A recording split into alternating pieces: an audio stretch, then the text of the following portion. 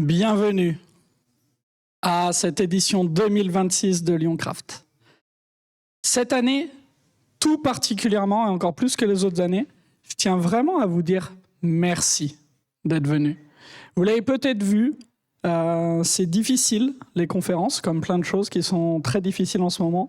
Et du coup, je vous suis vraiment reconnaissant d'avoir pris de votre temps, d'avoir fait l'effort de venir. Donc sincèrement, vraiment, merci. C'est grâce à vous que cette conf existe. Vous pouvez vous applaudir.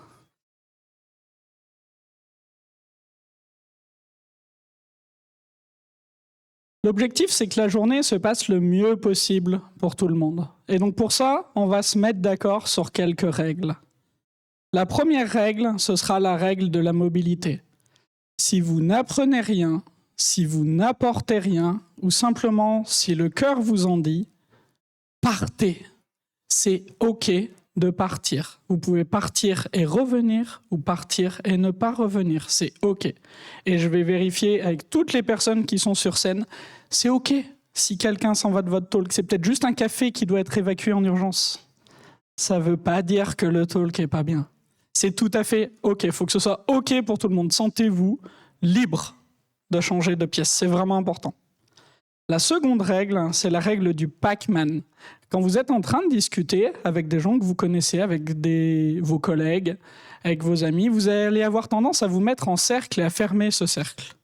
On va vous inviter, au lieu de faire ça, à laisser une place ouverte dans le cercle, comme Pac-Man.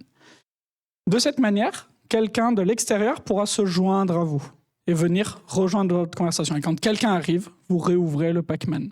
Il y a des orgas qui feront ça dans la journée, mais je vous invite à le faire, à vous inviter dans des conversations et à laisser les gens s'inviter dans les conversations. C'est une manière de faire des rencontres. La troisième règle, les toilettes à l'étage, qui se trouvent ici et au fond là-bas, sont mixtes. Les toilettes au rez-de-chaussée respectent les affichages qui sont sur les toilettes. Ça a l'air idiot, mais c'est très important. Et enfin, la dernière règle, et sûrement la plus importante, c'est qu'à partir de cet instant, vous êtes responsable. Les organes, on s'est assuré qu'on ait un lieu, qu'on ait des speakers, qu'on ait des gens sur scène, qu'on ait des ateliers. Mais à partir de maintenant, vous êtes responsable que la journée se passe bien pour vous et pour les autres. Concrètement, ça veut dire quoi? Ça veut dire que si vous voyez des gobelets qui traînent et que ça vous agace, vous agacez pas, mettez-les dans une poubelle. Ça veut dire que si vous voyez quelqu'un que vous sentez pas très à l'aise, etc., et que vous vous sentez à l'aise d'aller parler à cette personne, allez parler à cette personne. Faites ce qu'il faut pour que la journée soit agréable pour tout le monde. Est-ce qu'on est OK sur ces règles? OK? On est bon? Toute la journée, le but, c'est que ça se passe le mieux pour tout le monde. Mais des fois, on n'est pas à l'abri qu'il y ait des choses qui n'aillent pas. Si vous êtes témoin ou victime de quelque chose qui ne va pas, d'un propos qui ne va pas, rapprochez-vous des personnes de l'orga. On est reconnaissable avec nos sémillants brassards orange. Et de manière plus spécifique, s'il y a quelque chose qui ne va pas, je vous laisse ajouter ce contact, c'est le contact de Virginie. Vous appelez Virginie. Okay? Si vous êtes témoin d'un propos qui n'aurait pas dû être là, etc., le but, c'est vraiment que ça se passe bien pour tout le monde. Et l'objectif, c'est que Virginie ne soit pas appelée aujourd'hui. Mais s'il y a besoin d'appeler Virginie, vous l'appelez. Okay? Tant qu'on est dans nos bénévoles qui ont un rôle particulier, je vais vous présenter Julien, qui est aux photos, que vous voyez déjà à l'œuvre. Hey! Si vous ne voulez pas apparaître sur les photos, il y a des colliers rouges qui sont disponibles à l'accueil. Prenez-en un vraiment si ça vous gêne, parce que concrètement, ça veut dire que Julien il doit vous éviter et vous flouter après, donc ça lui fait du taf. Si ça vous gêne pas, prenez pas de collier, mais si ça vous embête, par contre, c'est pas grave, prenez un collier, vous ne serez pas sur les photos, on vous l'assure. Autre point, si vous voulez une photo particulière, allez voir Julien. Par exemple, voilà, admettons, vous êtes sur scène en 3 pièces, et vous aimeriez bien avoir la photo de vous sur scène en 3 pièces. Hop, Julien. Et hop, c'est fait. Vous êtes venu avec des amis, vous voulez être devant, pris devant l'embarcadère, vous voulez qu'il vous l'envoie. Il fait, pas de problème. Donc, n'hésitez pas, c'est avec grand plaisir même, je crois, qu'il le fait. Voilà, merci beaucoup.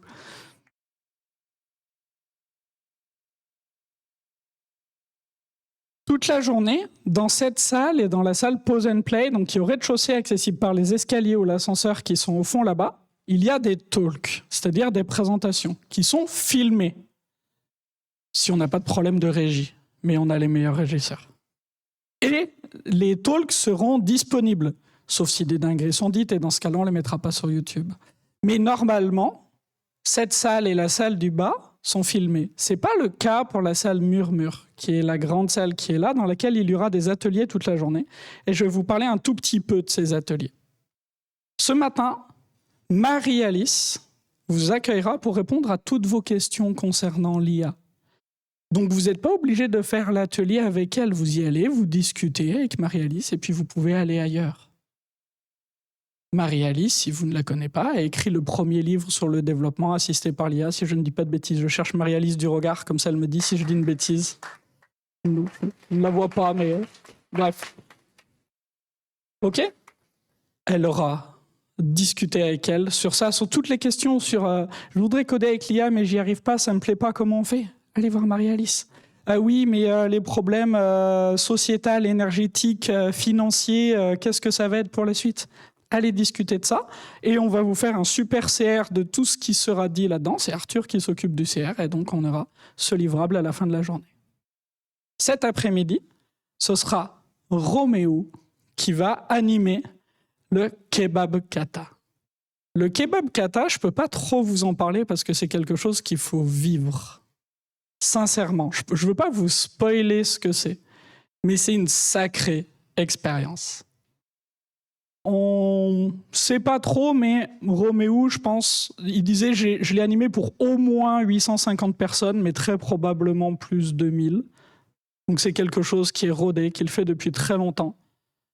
Si vous ne voyez pas ce que c'est, si vous ne savez pas ce que c'est, allez faire le Kebab Kata. Vraiment, ça fait partie des expériences qui peuvent changer une carrière. Moi, ça a été mon cas, puisqu'à titre personnel, c'est comme ça que j'ai découvert les Software Crafters Lyon. C'est par un Kebab Kata animé par Roméo. Alors, on ne savait plus si c'était 2017 ou 2018. On se posait la question hier. Mais quelque chose comme ça.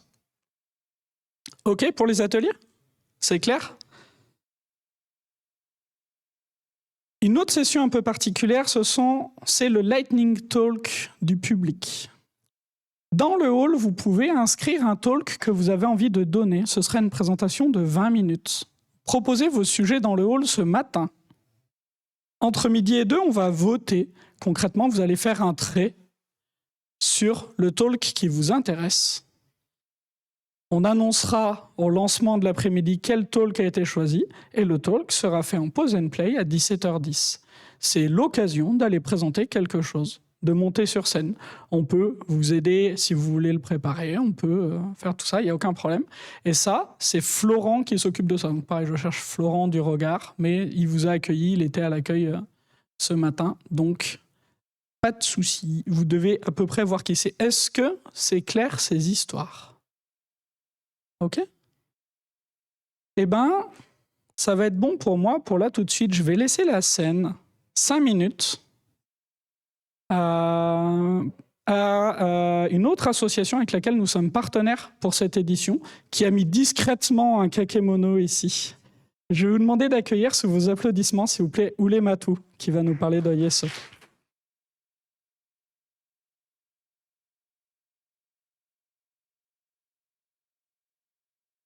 « 78%.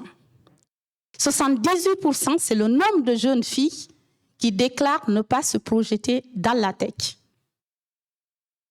À côté de ce chiffre, il y a un autre chiffre aussi alarmant. 50% des femmes, c'est-à-dire une femme sur 2, quitte la tech avant ses 35 ans. Et à côté de ce chiffre, il y a un autre de la Commission européenne qui dit que 30% du PIB européen d'ici 2030 sera dédié à la tech. Alors la question qui se pose, si on a du mal à attirer les jeunes filles dans les métiers de la tech, et que celles qui arrivent, une sur 2 quittent la tech, et qu'à côté de ça, on dit que 30% du PIB sera dédié à la tech, vous aurez compris où je veux en venir. il y a vraiment un petit problème à ce niveau.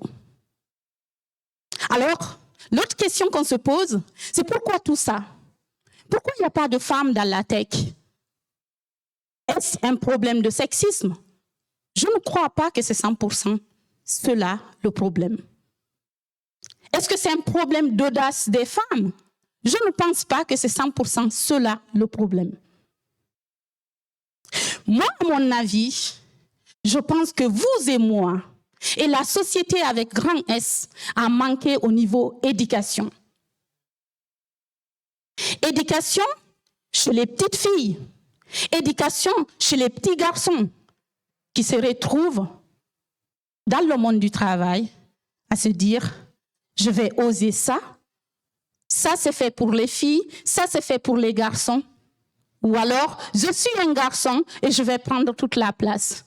Je suis une fille, je vais m'excuser d'être là ». C'est peut-être ça un des problèmes. Alors, ces trois questions ont permis à se dire Yeso va naître. Yeso, l'association Yeso, c'est quoi?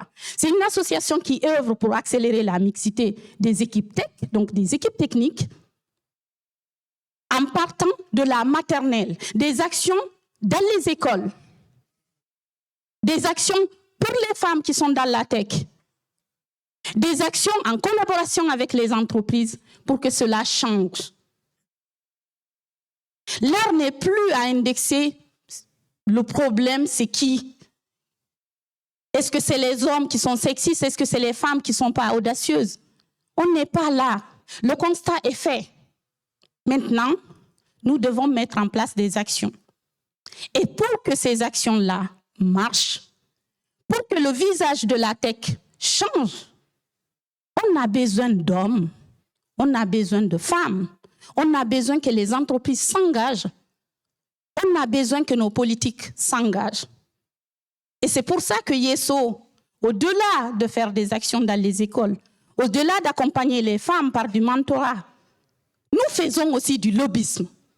Parce que c'est ça aussi, c'est que les lois qui sont pendues un peu plus haut quelque part, les conséquences, c'est sur nous, vous et moi. Alors, il faut qu'on participe à ce que ces lois-là changent. C'est pour ça que Yeso a été à l'UNESCO. C'est pour ça que Yeso va aller jusqu'à l'ONU. Et c'est pour ça que Yeso sera dans vos entreprises. Et c'est pour ça que Yeso va vous écouter. Que vous soyez contre cette enfin, que vous soyez des personnes qui croient que l'inclusion dans la tech, ce n'est pas un débat. Que vous pensez que c'est un choix des femmes. Ce n'est pas ça le problème. Nous voulons échanger avec vous et trouver des solutions avec vous. Et pour ça, nous avons besoin de votre aide. Parce que comme vous le savez, pour avoir des subventions, l'État a tout réduit. Donc nous avons besoin d'adhésion à partir de 1 euro. Nous avons besoin de dons et nous avons besoin de votre soutien. Merci à toutes et à tous. Merci Colin.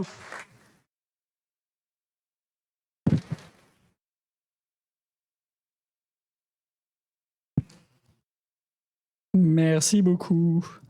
Vous l'avez peut-être vu passer, c'est toujours un peu compliqué d'arriver à l'équilibre budgétaire pour une conf et l'argent reste le nerf de la guerre.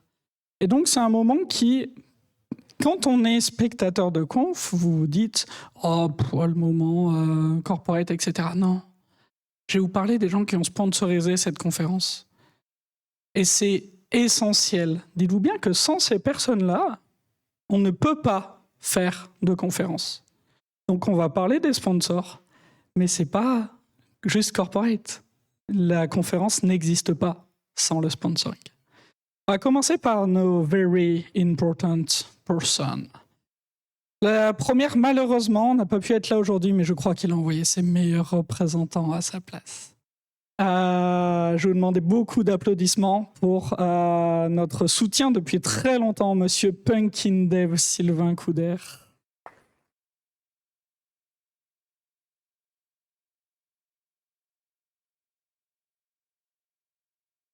La deuxième structure qui est VIP cette année l'était déjà l'année dernière, et je crois qu'ils sont assez faciles à reconnaître. Ils sont habillés en violet.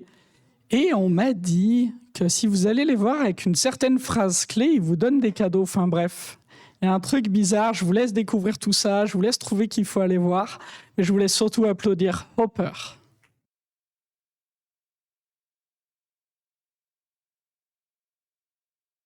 Et notre troisième VIP pour cette année était aussi VIP l'année dernière. Ils sont là, il me semble que je les ai vus. Et je vais vous demander énormément d'applaudissements pour Indy.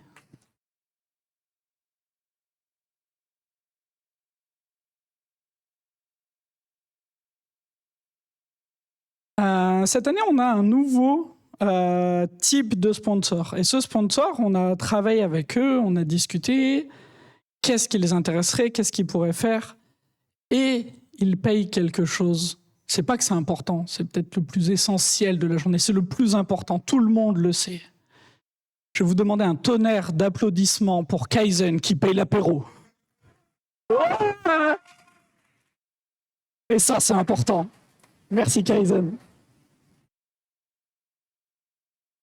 Et puis, pour le prochain, c'est pas moi qui vais le présenter parce que ils vont se présenter beaucoup mieux que je ne pourrais le faire. Je vais demander, sous vos applaudissements, d'accueillir sur scène Cédric qui va nous parler d'Ypon. Merci Colin. D'ailleurs, je ne sais pas si... Oui, tout à fait. Je me suis demandé si les slides étaient intégrés parce que je suis désolé, tu me connais, je l'ai encore fait au dernier moment. Et en fait, je ne vais pas forcément parler explicitement d'Ypon, je vais plutôt parler de pourquoi est-ce qu'on est là aujourd'hui. Parce que personnellement, moi, ça fait 7 ans que je suis tombé dans le bain craft, que j'ai découvert ce gros mot, avec 3 personnes qui sont venues sur mon projet et qui m'ont fait découvrir qu'il y avait des choses peut-être moins hasardeuses que de se dire la CI, elle doit casser s'il n'y a pas 80% de tests explicitement.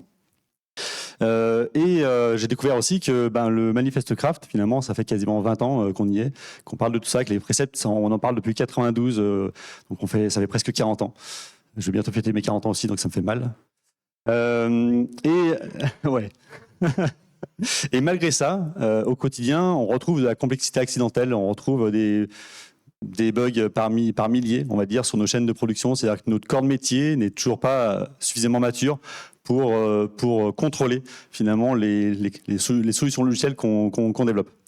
Il fallait avant, on va dire, 1 an, 2 ans, parfois jamais d'ailleurs, pour découvrir que la complexité accidentelle, on l'avait posée quelque part ici, on ne savait pas exactement l'identifier. Parfois jamais, parce que dans le monde du développement, on a pas mal de terms, de switch, donc des solutions qu'on a mis en production, on les redécouvre peut-être 1 an plus tard en se disant mince, ça c'est moi qui l'ai fait et je comprends pourquoi est-ce que ça merde maintenant. Mais parfois aussi on part et on ne se rend même pas compte du problème qu'on a causé pour les prochains et les prochaines qui passent derrière nous. Il y a 1 an, l'impensable est arrivé. En fait, j'arrive pas à utiliser la manette avec mon téléphone, c'est pour ça. L'impensable est arrivé. Mince, pardon, je suis pas sur le bon. C'est que le vibe coding est arrivé parmi les pratiques adoptées par tout le monde. Et donc, le vibe coding s'est empressé de nous changer cette boucle de feedback sur le retour de la production, sur le code qu'on produisait. Parce que ce qu'il nous fallait peut-être 3 mois avant pour mettre en production dans les équipes, on se rend compte qu'en quelques prompts, la chose est là devant nous et elle est critiquable parce que c'est aussi autre chose qu'il a fait, une entité autre qu'il a fait, elle, lui, ça, je ne sais pas, mais en tout cas, il y a une entité qui a développé ce code et on en est responsable. Et aujourd'hui, en fait, ce qui est plutôt cool, c'est que le vibe coding a aussi fait donc ce qu'on n'avait pas réussi à faire pendant 10 ans d'évangélisation, c'est-à-dire que le mot craft était devenu parfois inaudible, dogmatique, c'était complexe de l'aborder. Et en fait, aujourd'hui, tout le monde se rend compte que ça va être difficile de mettre en production des solutions avec de l'IA générative qui ne sont pas standardisées, où on n'a pas mis un petit peu de jus de cerveau pour essayer de comprendre comment est-ce qu'on fait pour cadrer un petit peu tout ça. Et l'échelle de temps, du coup, devient beaucoup plus saisissable pour nous autres êtres humains. Et ici, maintenant, début 2026, il y a encore une deuxième vague qui arrive, c'est l'ère du développement multi-agentique. Ce développement multi-agentique, en fait, il nous fait la promesse d'avoir une accélération x10. Potentiellement x5, x10, j'en sais rien, en fait, on s'en fout un petit peu du chiffre pile poil. Mais le problème, c'est la direction que ça prend. on se rend vraiment toutes et tous compte. On le voit partager d'ailleurs sur les réseaux. Tout le monde commence à mettre aussi cette concerne aux yeux de toutes et tous. C'est que ça va être très très compliqué de ne pas aller dans le mur à une vitesse aussi effrénée si on ne recentralise pas explicitement tout ça. Et c'est tout l'objet en fait de cette place ici. D'arriver à comprendre, à partager auprès des communautés, avec les communautés, toutes et tous, quelles seraient des bonnes pratiques. Qu'est-ce qui a déjà fait que le Manifeste Craft nous a partagé des pratiques comme l'archi-exa, le TDD, la séparation de responsabilité, le domaine driven design, et plein de gros mots qu'on veut lâcher comme ça. On n'est pas forcément d'ailleurs obligé de les nommer, pour faire en sorte qu'à la fin, on ait appris à nos solutions multi-agentiques comment est-ce qu'on arrive à séparer des responsabilités, comment est-ce qu'on arrive à rendre du code réellement maintenable. Et donc ça, c'est plutôt une bonne nouvelle, parce que ça veut dire qu'on est aussi tout autour de la table, ici, au bon endroit, à mes yeux, au bon endroit pour échanger, pour aiguiser nos méthodes, pour les partager, et faire en sorte qu'on façonne le monde logiciel véritablement dans la bonne direction, accéléré certes, mais dans la bonne direction. Et je vais profiter des quelques secondes qui me restent, surtout pour remercier énormément l'association des crafters de Lyon, qui, au-delà de cette conf d'ailleurs, Lyon Craft, d'ailleurs avait porté aussi une édition qui s'appelait XCraft, qui porte toute l'année des formats réinventés tout le temps sur de l'open debate, sur des katas, sur des coding dojo, peu importe le format, des formats d'apprentissage, et qui va mettre, du coup moi en tout cas, qui m'ont permis, et merci Colin d'ailleurs, parce que c'est aussi toi et d'ailleurs avec Anthony qui m'ont accueilli chez Hippon il y a 6 ans et qui m'ont fait découvrir les méthodes du craft qui étaient derrière tout ça, qui nous permettent de remettre en question notre métier, tout simplement de réapprendre ensemble. Et voilà. Donc merci beaucoup, un grand tonnerre d'applaudissements pour elles et eux qui font en sorte que ces moments soient présents. Merci Colin. Merci à vous, merci à vous. J'aime bien que tu dises accueillir quand on sait comment ça s'est passé en vrai. Enfin bon, bref. On verra ce soir peut-être, on en parlera. Le sponsor suivant, ce n'est pas non plus moi qui vais en parler, puisqu'ils vont le faire bien mieux que moi. Je vais vous demander d'accueillir sur scène Maxence, qui va nous parler d'ITSF sous vos applaudissements, évidemment.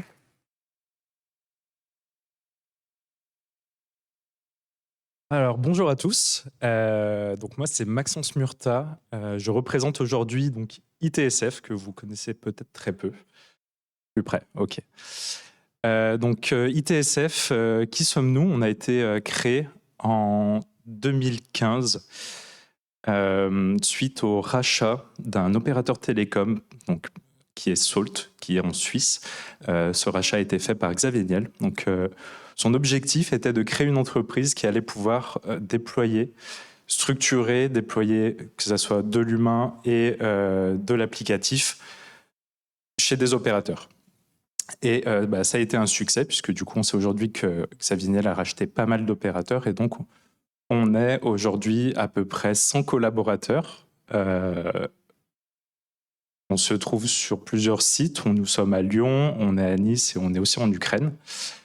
Et on est présent dans 16 pays aujourd'hui. Donc, je vous ai parlé de Salt en Suisse. On a aussi l'opérateur Monaco Télécom à Monaco. On est présent en Irlande avec l'opérateur Air, et qui est l'équivalent un peu d'Orange ici, donc qui est un opérateur historique. Et voilà.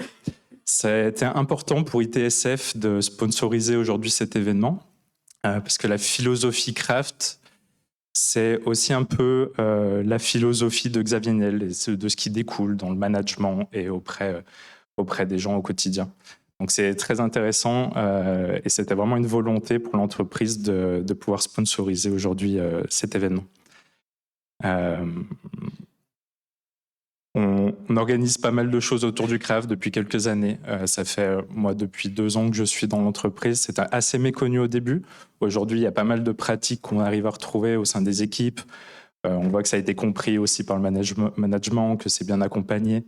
Et on arrive à organiser pas mal de sessions au cours du day-to-day life. Typiquement, on organise pas mal de kata. Et donc, c'est intéressant parce qu'on arrive à regrouper des équipes qui travaillent sur différentes missions et qui ne travaillent pas généralement du tout ensemble, qui ne travaillent même pas sur les mêmes technos, et on arrive à les réunir, à produire quelque chose à la fin. Donc, on voit que ça apporte toujours pas mal de choses. Et voilà.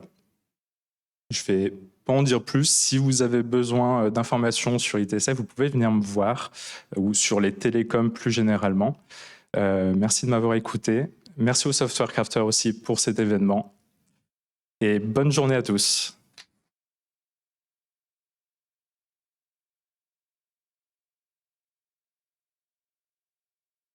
Merci beaucoup. Eh ben, écoutez, je crois que ce qui devait être dit pendant cette introduction a été dit.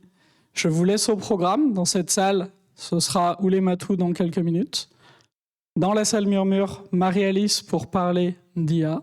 Et en pause and play, l'escalier au fond, ce sera Jonathan pour parler de qu'est-ce qu'il y a après le Test Driven Development. Merci beaucoup.